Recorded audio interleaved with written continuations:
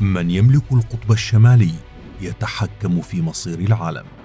نظرية سياسية جديدة تثير لعاب الدول على منطقة قاسية وجافة تخبئ في جبالها الجليدية وطبيعتها الساحرة ثروات تعادل قيمتها تريليونات الدولارات. النفط والغاز والمعادن الثمينة، ثروات لم تلمسها يد إنسان قط ولم تشهد تدخل البشر. في ثاني أبرد منطقة في العالم يعد السفر إليها حلما يسعى الإنسان إلى تحقيقه، وذلك بسبب التكلفة الخيالية للرحلات إلى هنا. القطب الشمالي الذي لطالما ارتبط بنظريات المؤامرة بصعوبة الوصول إليه تحول مؤخرا إلى ساحة مفتوحة أمام الدول للصراع وأمام الناس للسياحة، وذلك لسهولة إبحار السفن في تلك المنطقة بعد ذوبان الثلوج بوتيرة متسارعة، وبعد بناء كاسحات الجليد النووية التي جعلت الإنسان يبحر إلى أبعد مما كان متوقعا. فأصبحنا نعرف أكثر من أي وقت مضى عن طبيعة القطب الشمالي الذي يسكنه حوالي 4 ملايين نسمة. استكشاف القطب الشمالي. يقع القطب الشمالي في أعلى الكرة الأرضية، يتكون معظمه من بحار باستثناء جزيرة غرينلاند، ويحاط القطب الشمالي بدول ساحلية مثل روسيا وكندا والنرويج والدنمارك والولايات المتحدة. تتطور الحياة هناك ببطء شديد بسبب درجات الحرارة المنخفضة التي قد تصل إلى 50 درجة مئوية تحت الصفر، بالإضافة إلى الضوء الخافت معظم العام، وهو ما يعرف باسم الليالي القطبية. وعلى عكس القطب الجنوبي الذي يقع على قمة كتلة أرضية ضخمة على ارتفاع متوسط يبلغ 7500 قدم، فإن القطب الشمالي عبارة عن طبقة رقيقة نسبيا من الجليد.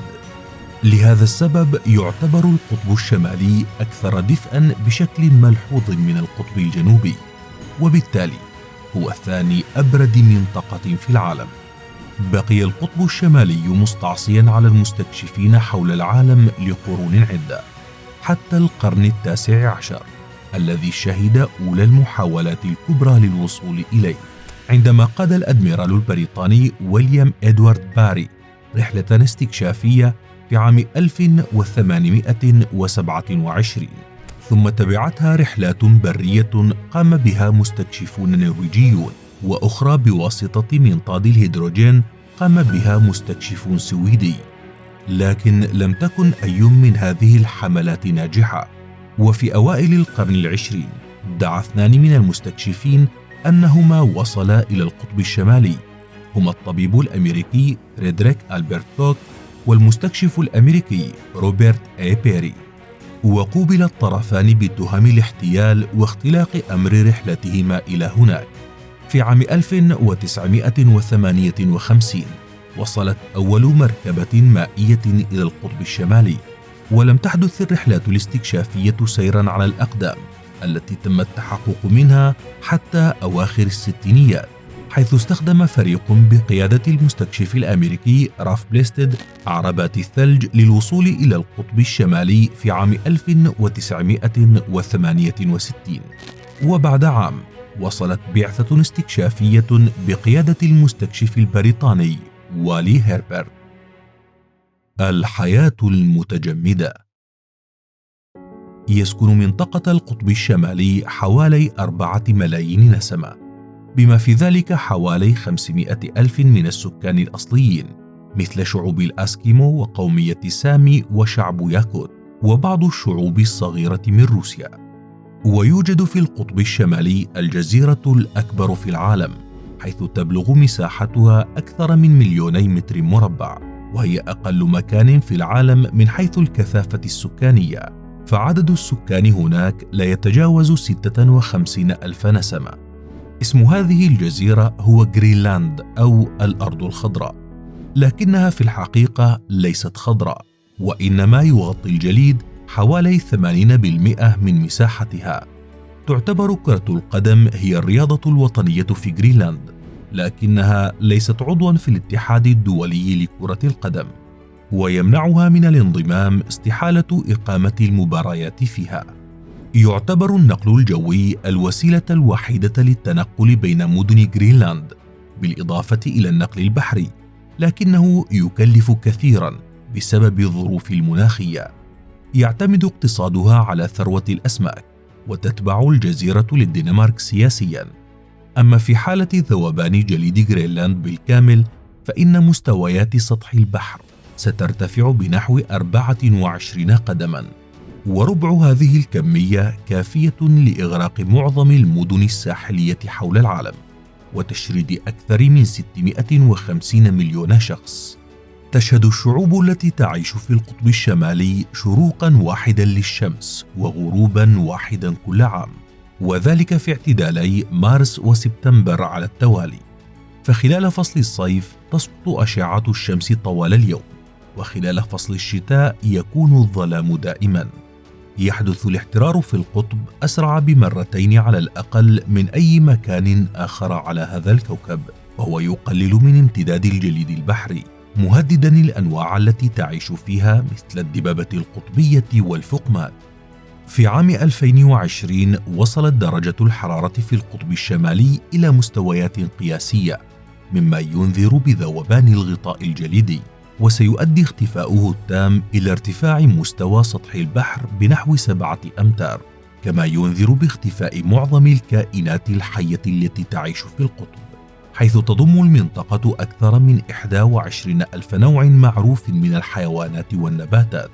تعتبر الطيور المهاجرة أكثر سكان القطب الشمالي انتشارا فوق الجليد، مثل الرايات الثلجية الصغيرة والفولمار والكيتيواكي والخرشنة القطبية الشمالية، والتي لديها أطول هجرة لأي طائر.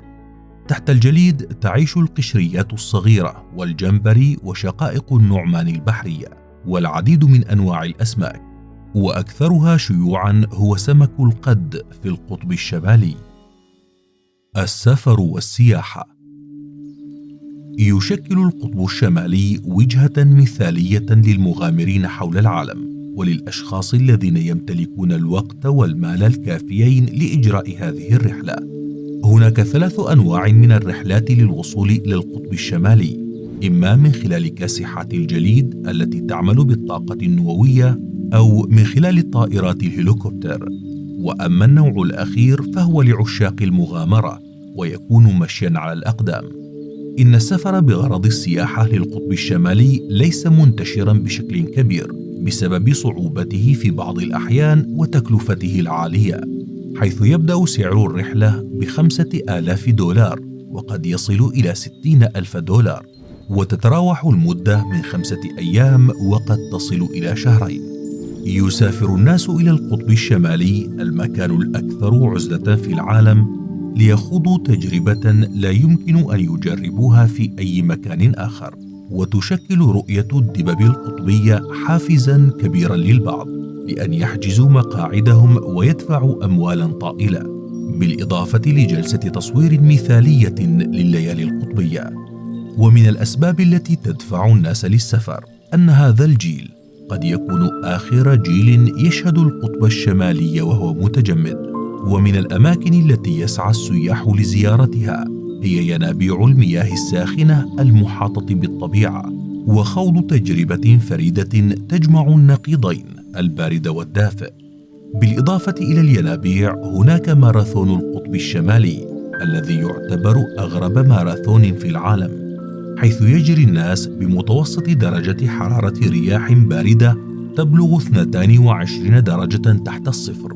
وللمشاركة بالماراثون يجب أن يدفع المتسابق $15,561 مقابل رسوم الدخول، التي تشمل أماكن الإقامة في غرينلاند قبل وبعد السباق، والرحلات الجوية من وإلى معسكر القطب الشمالي، بالإضافة إلى رحلات طائرات الهليكوبتر داخل المنطقة القطبية.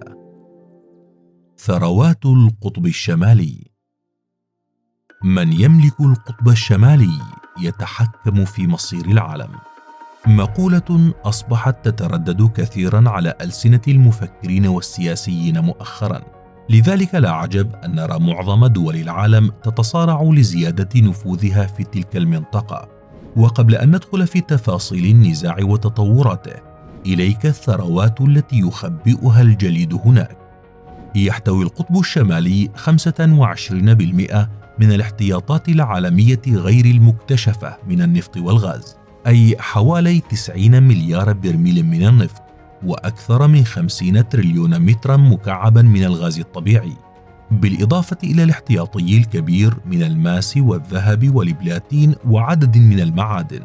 وتتجاوز قيمة الموارد المعدنية الموجودة في باطن الأرض 30 تريليون دولارا، ثلثها موارد الطاقة. وكان القانون الدولي قد حدد أنه لا يوجد بلد يملك القطب الشمالي، لكن وجود هذه الثروات الضخمة جعل من الدول الواقعة في القطب الشمالي تتسابق للتوسع هناك، وهم روسيا وكندا والنرويج والدنمارك وأمريكا. ولأن القطب الشمالي لا يملكه أحد، جعل دولا أخرى تدخل السباق مثل كوريا الجنوبية والصين، وقد كانت أعلنت الأخيرة نفسها دولة شبه قطبية من أجل أن تبرر امتلاكها لمناطق في القطب الشمالي، واستثمرت حوالي 90 مليار دولارا حتى عام 2017 فقط. أما روسيا فقد بدأت بالسيطرة على مناطق واسعة وعملت على عسكرتها، الأمر الذي أغضب أمريكا ودفعها إلى إرسال 27 ألف جندي إلى ألاسكا. وتعد روسيا من أوائل الدول التي تنبهت للقطب الشمالي وثرواته، وتمكنت من استخراج النفط والغاز والمعادن، وهي التي شجعت الشركات حول العالم للاستثمار في القطب الشمالي، وجعلت من الأمر ممكنا بعد أن كان مستحيلا، مستعينة بكاسحات الجليد النووية التي قامت ببنائها مؤخرا. فما هي هذه الكاسحات النووية وكيف تعمل؟ كاسحات الجليد النووية أراضٍ شاسعة وقريبة من القطب الشمالي، وعوامل جغرافية أخرى جعلت من روسيا تفكر بحلول فعالة للتغلب على الطبيعة القاسية، فكان الحل في كاسحات الجليد. لذلك بدأت روسيا مبكرا في بناء الكاسحات، وكانت لينين أول كاسحة جليد سوفيتية عام 1957. مع الوقت تطورت التقنيات المستخدمة في صناعة هذه السفن حتى وصلت إلى الشكل المثالي، وأصبحت تؤدي غرضها بشكل فعال. وتكمن مهمة هذه الكاسحات في توفير الممرات المائية الآمنة للسفن والقوارب، حيث تستخدم قوتها الجبارة لدفع مقدمتها أعلى الجليد، فيؤدي ثقل السفينة إلى انهيار الجليد. وتعتبر كاسحة الجليد أركاتيكا التي أطلقتها روسيا في عام 2020 هي الأضخم في العالم. تعمل الكاسحة بالطاقة النووية، ويبلغ طولها نحو 174 مترا، وهي قادرة على اختراق جليد بسمك 274 سنتيمتر. بالإضافة إلى أركاتيكا تملك روسيا 49 كاسحة جليد أخرى. أما أمريكا فقد بدأت مؤخرا بتطوير 3 كاسحات مزودة بمحركات كهربائية، ويبلغ طولها نحو 140 مترا، وتحطم جليدا بسمك 244 سنتيمتر، وستكون جاهزة بين عامي 2024 و2025. ويأتي هذا الصراع والتنافس بين دول العالم وسط تحذيرات كبيرة من قبل المنظمات العالمية والعلماء من أن النزاع يزيد من سوء الوضع في القطب الشمالي، الذي وبالرغم من قساوته إلا أن نظامه البيئي هش للغاية. فهل ترغب بزيارة إلى القطب الشمالي قبل أن يندثر ويختفي؟ وكيف تصف الصراع القائم على ثرواته؟